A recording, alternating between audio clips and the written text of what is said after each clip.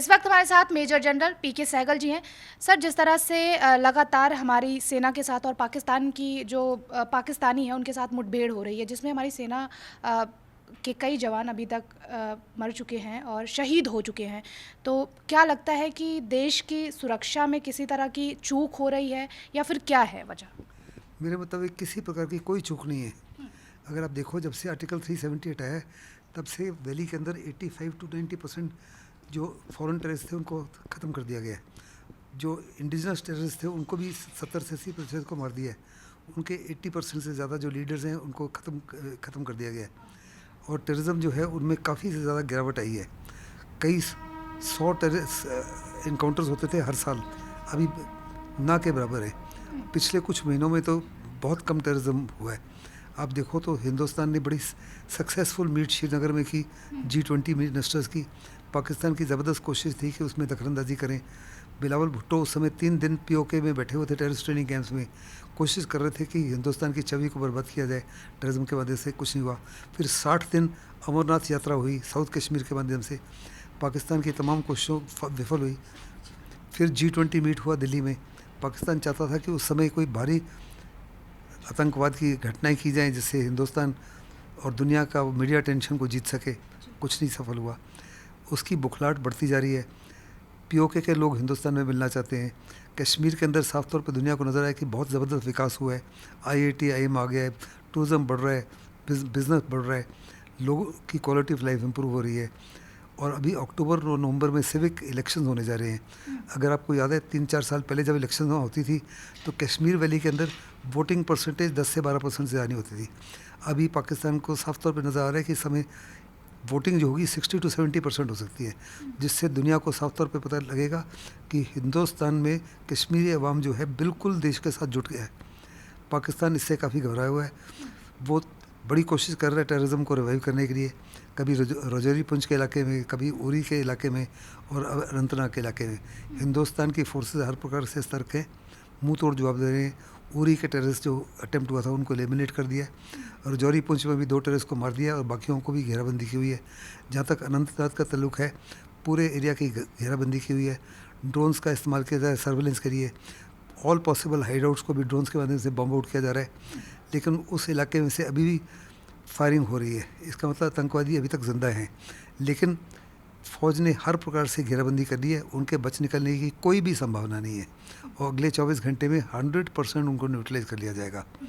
और हिंदुस्तान साफ तौर पे इशारा भी दे रहा है, सरकार ने तो अभी तक कुछ नहीं बोला, लेकिन आर्मी की तरफ से इशारा दिया जा रहा है कि ये जो लोगों ने शहादत दी है उसका बदला तो ज़रूर लिया जाएगा। किस तरीके से लिया जाता है, कब लिया जाता है, किस माध्यम से लिया जाता है, दैट इज़ टॉप सीक्रेट। उसका ना तो वर्णन TV पे होना चाहिए, ना ही उसके बाद और क्या हम स्ट्रैटेजी इस्तेमाल करेंगे, क्या टैक्टिक्स करेंगे, दुश्मन को हम नहीं बताएंगे। क्या लगता है सर, पहले से ज़्यादा अब हमारी सेना मजबूत है जो कि मुंह तोड़ जवाब दे पाएगी पाकिस्तान को? सेना तो बहुत ज़्यादा मजबूत है। पाकिस्तान तो हम एक किस्म से ब्रदर एनिमी कहते हैं, जिसकी ताकत या क्षमता हिंदुस्तान का मुकाबला करने के ऑलमोस्ट नील के बराबर है। पाकिस्तान की इकॉनमी बैठी हुई है, उसका पैसा है नहीं, लेकिन उसके बावजूद वो आतंकवाद को इस्तेमाल करता है as an extension of foreign policy, as an extension of defence policy. अभी जो G20 मीट हुआ है उसमें 9 बारी टेररिज्म का जिक्र किया गया। पाकिस्तान का नाम तो नहीं लिया गया, लेकिन सारी दुनिया साफ तौर पर जानती है कि पाकिस्तान ही टेररिज्म का जड़ है, वही टेररिज्म का एपिसेंटर है।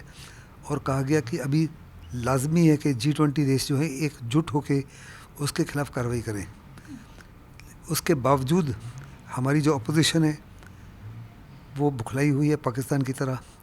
दे are always indulging in fault finding. कोई कंस्ट्रक्टिव क्रिटिसिज्म नहीं है। जहाँ तक कि फ़ारूक अब्दुल्ला अभी भी कह रहे हैं कि अगर टेररिज्म को रोकना है तो पाकिस्तान के साथ बात करो, लेकिन गोली और बातचीत साइड बाय साइड नहीं हो सकती। हिंदुस्तान ने साफ तौर पे कहा है कि हम हर बातचीत के लिए तैयार हैं, लेकिन आपको उसके लिए सही माहौल बनाना पड़ेगा। और सही माहौल को डिफ़ाइन किया है कि पाकिस्तान से हर प्रकार की आतंकवादी एक्टिविटी बंद होंगी और पाकिस्तान अपनी सरजमी को इस्तेमाल नहीं करने देगा हिंदुस्तान के ख़िलाफ़। जब तक वो ये नहीं करता, हिंदुस्तान उससे बातचीत नहीं करेगा, लेकिन उसको जवाब ज़रूर देगा इन दी लैंग्वेज दैट ही अंडरस्टैंड्स।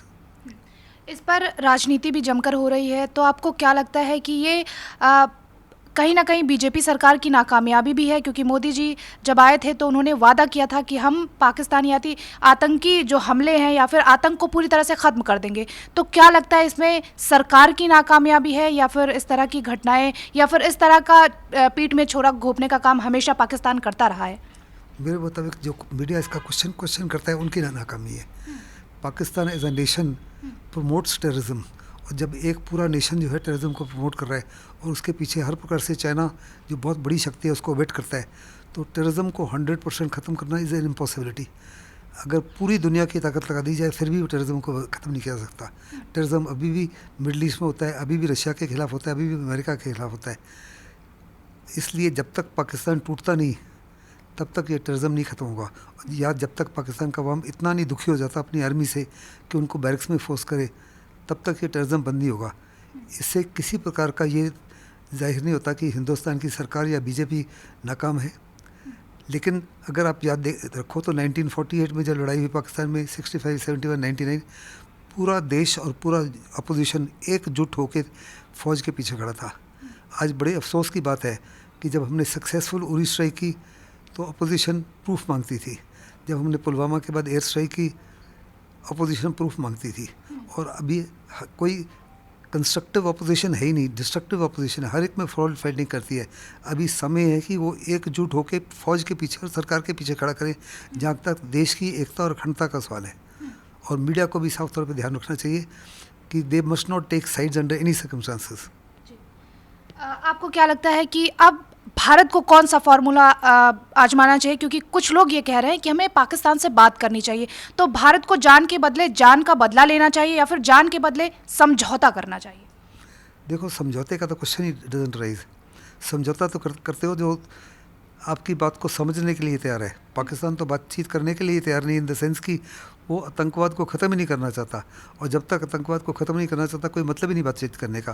अगर आपको याद होगा, अटल बिहारी वाजपेयी जब प्राइम मिनिस्टर थे, उन्होंने बड़ी कोशिश की पाकिस्तान के साथ रिलेशन को इम्प्रूव करने के लिए, और क्या हमको मिला? कारगिल।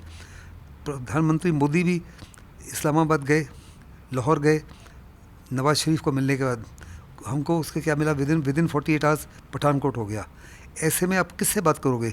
और हमारी अपोजिशन जो है वो जानबूझ के, खास करके वो पार्टीज़ जो एक किस्म से परिवार वाले थे, जैसे कि नेशनल कॉन्फ्रेंस PDP, वो हमेशा ही बजाय इस टेररिज्म को कंडेम करने के लिए वो हिंदुस्तान की सरकार को कंडेम करती है और कहती है कि पाकिस्तान के साथ बातचीत करो। जब पाकिस्तान मेरे मुताबिक स्टेक होल्डर है ही नहीं। पाकिस्तान के लोग खुद कह रहे हैं कि पाकिस्तान ने POK को इलीगली ऑक्यूपाई किया हुआ है और वो हिंदुस्तान के साथ जुड़ना चाहते हैं, तो पाकिस्तान का तो इसमें कोई पक्ष ही नहीं है। इससे पहले हुर्रियत था। हुर्रियत क्या था? उसको भी हमारी अपोजिशन ने खुद खड़ा किया था।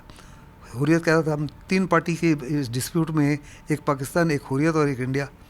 अभी आप देखते हो पिछले 2, 3, 4, 5 साल से हुर्रियत का नामो निशान ख़त्म हो गया है।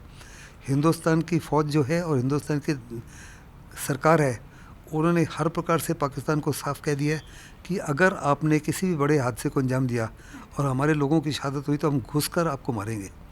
इस बार भी हम घुसकर मारेंगे, लेकिन किस समय किस तरीके से, that is something that the government and the armed forces have to decide.